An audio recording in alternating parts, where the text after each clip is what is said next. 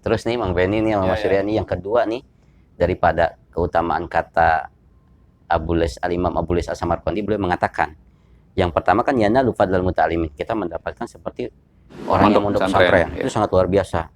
Yang kedua itu mada majalisan indahu kana mahbusan anidunub wal khata. Kita nih ketika kita duduk di tempat pengajian, selama kita duduk itu kita terhapus mahbusan anidunub, daripada dosa-dosa kecil kita nih. Berangkat dari kantor kita memandang bukan yang mahram kita. Iya. Kadang-kadang kan ada. Dan kesalahan kita mungkin di rumah kita sempat emosi sama istri kita atau apa, kita belum sempat istighfar. Nah itu selagi kita duhurnya kita ikut kajian itu dosa-dosa kecil kita tuh seperti memandang yang bukan mahram, emosi kepada orang segala macam, maklum lah, apalagi di motor ya. Waduh, kesalip dikit aja udah luar biasa. Berarti kita ngadain taklim tiap hari Kang, boleh itu Kang? Itu lebih bagus sebetulnya. Menyempatkan waktunya lebih bagus. Tergantung DKM-nya nanti. Makanya kalau dalam seminggu nih, jangan sampai kita itu setiap hari nggak bisa, 3 hari sekali nggak bisa, seminggu sekali nggak bisa. Itu yang paling rugi buat kita. Nah, makanya kalau ada kan dari teman kita tuh ya, pulang kerja nyari itu pengajian di mana, itu sangat luar biasa dah.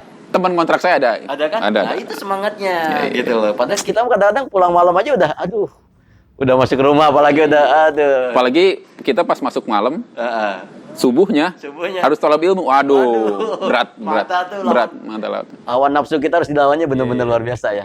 Tapi kalau emang niat sih, Anda juga berat sih benar. berat ya. Yang ketiga apa tuh Kang? Yang ketiga tuh. Ya. Idza kharaja min manzili tanzilu alaihi rahmah. Ketika kita keluar dari rumah kita, turun rahmatnya Allah Subhanahu wa taala kepada kita yang akan berjalan ke tempat menuntut ilmu.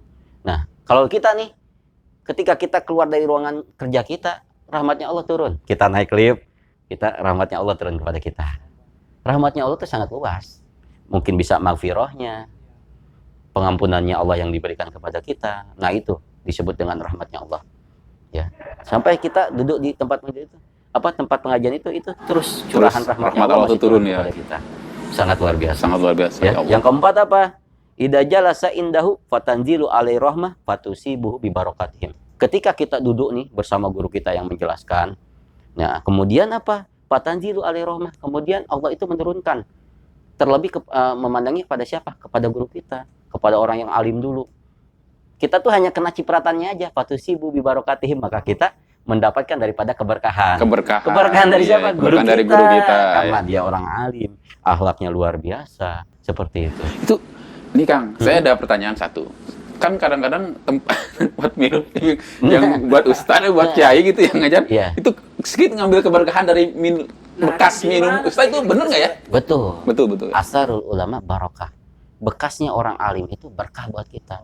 Bisa jadi dengan kita keberkahan orang ilmu. Makanya kalau orang-orang dulu tuh ya, anaknya sakit jarang dibawa ke dokter, benar nggak? Iya. Kadang-kadang ustaz setempat. Minta ininya ya, air berkahnya. Nah, sekarang aja kita itu nggak terlalu yakin sama guru kita apa segala macam. Tapi tetap juga Kang, kan kalau penyakit yang didiagnosa harus ke dokter, ikhtiarnya tetap ke dokter kan. Iya. Wasilah pertama itu kita minta berkahnya dari guru kita ya. Jadi jangan sampai salah kaprah nih persepsi orang nih nanti dengerin kita. Tiba-tiba kan makanya kan disebut dengan dalam Al-Qur'an fasalu al-hadikri in kuntum la ta'lamun, bertanyalah engkau kepada orang yang mengetahui jika engkau tidak mengetahui gitu kan. Yang orang alim di sini, orang yang mengetahui ini siapa? Kalau misalkan kita tentang contoh Covid, nah kita tanyanya ke dokter yang lebih tahu. Yang lebih tahu. Dokter yang amanah dulu. Iya, itu yang susah. Kang, itu yang susah. Kayaknya ya, tapi nggak tahu, kita husnuzon aja ya. Madama mustami'an tuktabul hasanah. Ketika kita mendengarkan apa yang disampaikan oleh guru kita, itu Allah Subhanahu wa taala mengirimkan malaikatnya untuk mencatat apa yang kita dengar dari guru kita. Apa? Kebaikan-kebaikan. Nah, maaf nih Bang Benny, Mas Surya. Ketika kita duduk, apakah kita gibah? Enggak kan? Enggak. Makanya ada lagi yang mengatakan ulama nih, kalau kita duduk di tempat majelis ilmu, perbanyak doa di hati kita. Ya Allah, kita punya utang banyak nih. Ya Allah, mudah-mudahan dengan hadirnya kita di majelis ilmu, Allah melunasi utang-utang kita. Amin. Kalau misalkan kita belum punya keturunan segala macam, doa banyakin, doa-doa yang baik. Tuh di tempat-tempat baik. Kenapa? Itu tempat baik, tempat menuntut ilmu gitu loh. Maksudnya, yang pahalanya yang sangat luar biasa. Sangat luar biasa ya. Tempat kita pun menuntut ilmu di musola juga. Iya, tempat yang baik juga ya. Tempat yang baik juga, ya. Orang yang baik, tempat yang baik, lingkungan yang baik. Yang keenam itu tahufu alaimul malaikah bi ajnihatiha ridwan wa huwa fihim. Jadi para malaikat itu mengelilingi kita di saat kita itu berada di tempat pengajian.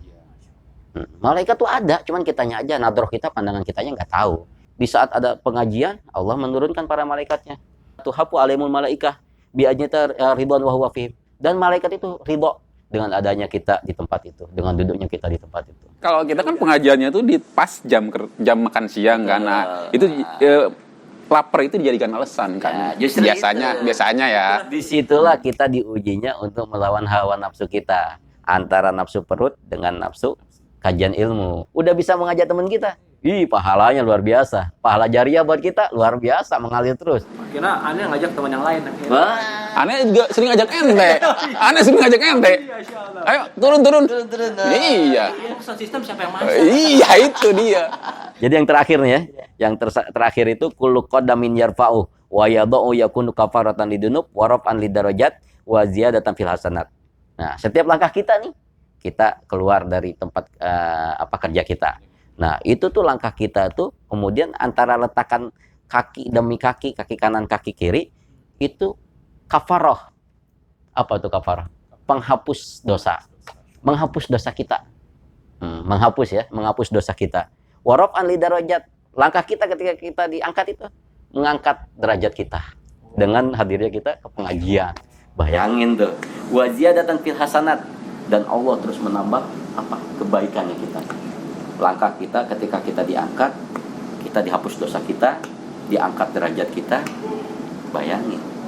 Bagaimana? Nggak mau tuh. Kalau banget. Rugi.